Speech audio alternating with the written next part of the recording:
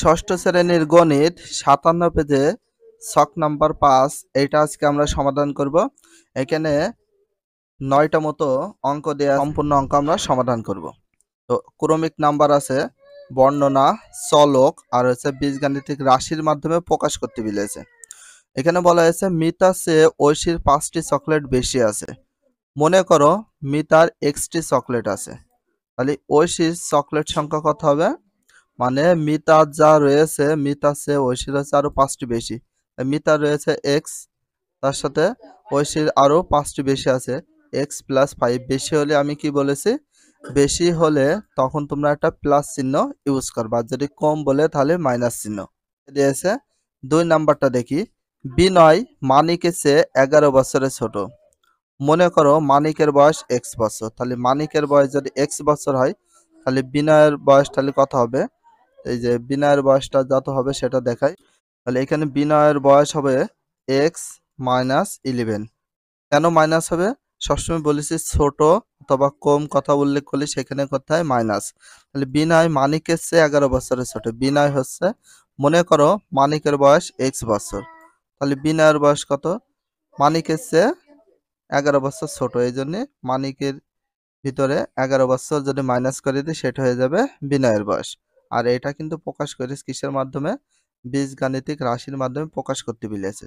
3 number, রিফার কাছে কাজলের টাকা দ্বিগুণ অপেক্ষা 15 টাকা বেশি। তাহলে রিফার কাছে কাজলের যা টাকা আছে তার চেয়ে দ্বিগুণ অপেক্ষা আরো 15 টাকা বেশি। কাজলের যদি 10 টাকা হয় তার চেয়ে দ্বিগুণ হতে হবে কার? রিফার। কাজলের মনে করো 10 টাকা, তাহলে রিফার হবে কয় টাকা? 20 টাকা। দ্বিগুণ মানে 2 গুণ করলে 20 টাকা হবে।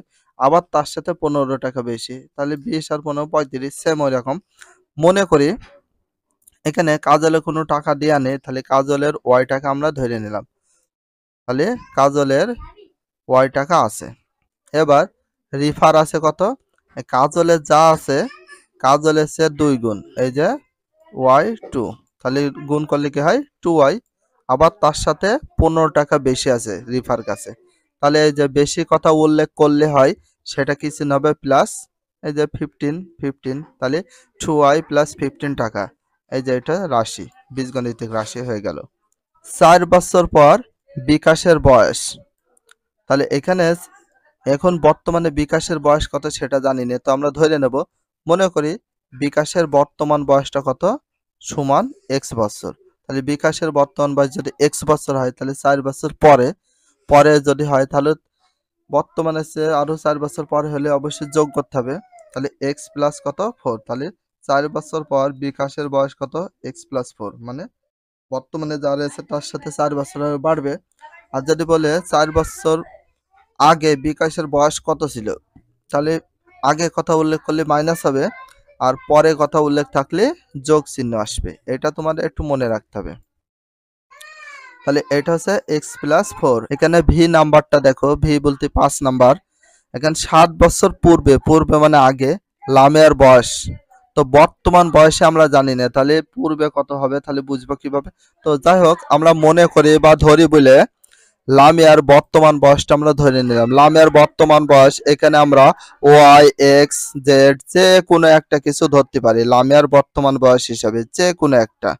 এখানে ওয়াই বছর ধরতে পারি, এক্স, তারপর জেড যে কোনো একটা অক্ষর। তাহলে লামিয়ার বর্তমান বয়স ওয়াই বছর, তাহলে 7 বছর পূর্বে, পূর্বে বলতে আগে, তাহলে লামিয়ার বয়স কি হবে? আরো কম ছিল 7 বছর আগে। কম বলতে মাইনাস। 7 বছর আগে পূর্বে হলে কি বলেছে? মাইনাস করতে। আর পরে হলে কি করতে বলেছে? যোগ করতে। তাহলে ওয়াই মাইনাস কত? 7 বছর। তাহলে এটা হচ্ছে বীজগণিতের রাশির মাধ্যমে প্রকাশ করা হলো। ভিআই তার মানে 6 নাম্বার, শিহাবের গণিতে প্রাপ্ত নম্বর মতিনের প্রাপ্ত নম্বরের অর্ধেক থেকে 3 বেশি। মানে শিহাবের গণিতে প্রাপ্ত নম্বর তো দেয়া নেই, আবার মতিনের প্রাপ্ত নম্বরের অর্ধেক থেকে বেশি। মতিনের যে নাম্বার আছে তার চেয়ে অর্ধেকের বেশি হবে, অর্ধেক থেকে আবার 3 বেশি হবে। তাহলে মনে করি এখানে মতিনের প্রাপ্ত নাম্বার কি? মতিনের প্রাপ্ত নাম্বার আমি ধরে নিলাম এক্স বছর।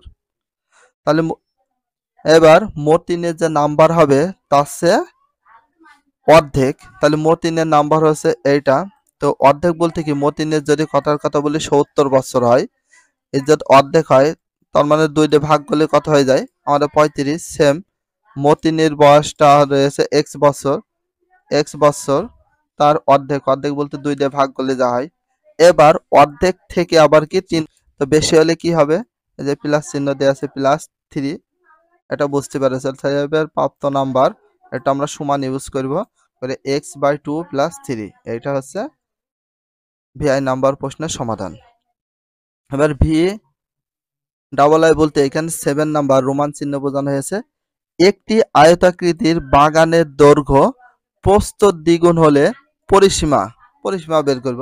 তো মনে করি তাহলে এখানে বাগানটির প্রস্থ কত, y মিটার, তাহলে আমরা বাগানটির প্রস্থ সমান y মিটার ধরে নিলাম। তাহলে এখানে তো প্রস্থটা নেই, প্রস্থের দ্বিগুণ হলে তার মানে দৈর্ঘ্য হতে হবে কি দ্বিগুণ, তার মানে এখানে আমরা কি ধরতে পারি, দৈর্ঘ্যটা কয় গুণ হবে, দ্বিগুণ।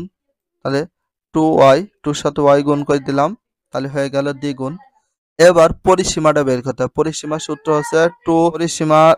হচ্ছে 2 ইন্টু দৈর্ঘ্য প্লাস প্রস্থ, এই যে হচ্ছে ফর্মুলা, অরিজিনাল পরিসীমার হচ্ছে ফর্মুলা এইটা।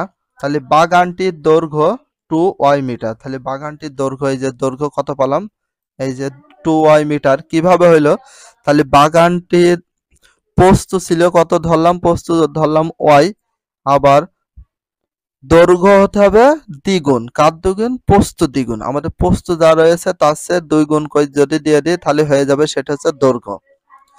এবার এবং বাগানের পরিসীমা, তাহলে পরিসীমার সূত্র হচ্ছে কি 2 ইন্টু দৈর্ঘ্য প্লাস প্রস্থ, এই যে 2 ছিল 2, এবার 2y, এটা কি দৈর্ঘ্য, তো দৈর্ঘ্যটা কত পেলাম 2y, এই জন্য 2y মান বসানো হলো। প্লাস ছিল, আমরা প্লাস দিলাম। এবার হচ্ছে প্রস্থ কত ধরা হয়েছিল, প্রস্থ এই যে y, এই জন্য yটা দিয়ে দিলাম। এখানে ডিরেক্টলি মিটার বা একবারে 2। প্রথমে এখানে ক্যালকুলেশনটা কিভাবে করা হয়েছে, এখানে 2y প্লাস y, তাহলে কত হয় 2, এটা গুণ হিসাবে একটু দেখাই, 2 ইন্টু, এটা ভালো করে ফলো করলে বোঝা যায়। এখানে 2y প্লাস y, তাহলে কয়টা y হচ্ছে, 3টা y, তার 3টা y যদি হয় তাহলে কত হচ্ছে আমাদের, 3 দুগুণে 6, তার মানে 6y হয়ে যাচ্ছে। তাহলে এই যে এখানে আমাদের 6y মিটার, এটা হচ্ছে এর মাধ্যমে বীজগণিত রাশির মাধ্যমে প্রকাশ করা হলো।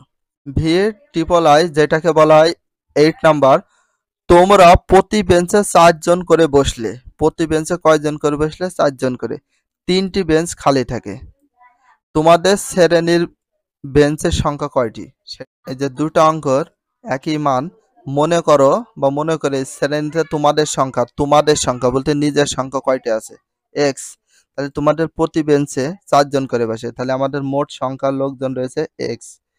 এবার আমরা প্রতি বেঞ্চে বসে কয়জন করে, 4 জন করে, তার মানে ভাগ হবে। এবার তোমাদের শ্রেণীর বেঞ্চের সংখ্যা কয়টি, তোমাদের শ্রেণীর বেঞ্চের সংখ্যা কি হবে, +3, বেশি, 3জন করে বসলো, যেটা বসলো সেটা বেশি, এইটা হচ্ছে x/4 + 3, এতটি। প্রতি বেঞ্চে 3 জন করে বসলে, প্রতি বেঞ্চে কয়জন করে বসলে, প্রতি বেঞ্চে 3 জন করে বসলে আরো 6 জন শিক্ষার্থীকে দাঁড়িয়ে থাকতে হয়। 6 জন করে 3 জন করে বসলো, 6 জন শিক্ষার্থী দাঁড়িয়ে থাকে, সেক্ষেত্রে তোমাদের শ্রেণী বেঞ্চের সংখ্যা কয়টি, প্রতি বেঞ্চে 3 জন করে বসলে, তাহলে প্রতি বেঞ্চে রয়েছে 3 জন করে, আমাদের টোটাল মোট লোক সংখ্যা ছিল x। এবার 3 জন করে বসলে আরো 6 জন শিক্ষার্থী দাঁড়িয়ে থাকতে হয়, দাঁড়িয়ে থাকা বলতে সেটা মাইনাস হবে, বিয়োগ হবে, তাহলে বাই, এবার কয়জন করে বসে, 3 জন, এই 3 জন, তাহলে আমাদের এইটা হচ্ছে শর্ত। এবার রহিম সাহেব তার সঞ্চিত টাকা থেকে তার বন্ধুকে 500 টাকা দিলেন। মনে করি রহিম সাহেবের কোনো টাকার নির্দিষ্ট কোনো সংখ্যা নেই, তাহলে মনে করি বা ধরি রহিম সাহেবের সমান x টাকা সঞ্চিত ছিল, তার মোট টাকা সঞ্চিত এত, আবার তার বন্ধুকে 500 টাকা দিলেন, রহিম সাহেবের অবশিষ্ট আছে কত, তো নিজের মোট আছে x টাকা, তো এর ভিতর থেকে 500 টাকা যদি দিয়ে দেয়, কাউকে দিয়ে দিলে সেখানে কমে যাবে, আর কমলে সেটা হয় কি মাইনাস, তাহলে x - 500, এটা তো বুঝতে পারলে। এবার xi বলতে 11 নাম্বার, ব্যাংকে ডেভিড সাহেবের কিছু টাকা ছিল, ব্যাংকে ডেভিড সাহেবের কি ছিল, কিছু টাকা। তিনি ব্যাংকে আরো 1000 টাকা জমা রাখলেন। তাহলে ব্যাংকে আরো ক হাজার টাকা জমা রাখলে 1000 টাকা।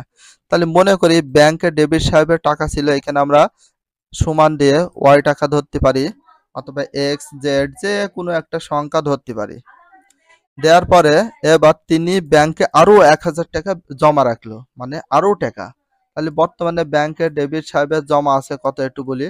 তার ছিল মনে করো ওয়াই টাকা, তার সাথে আরো যদি রাখে প্লাস 1000, তাহলে ওয়াই প্লাস 1000 টাকা হয়ে যাচ্ছে। 11 নম্বর প্রশ্নের সমাধান।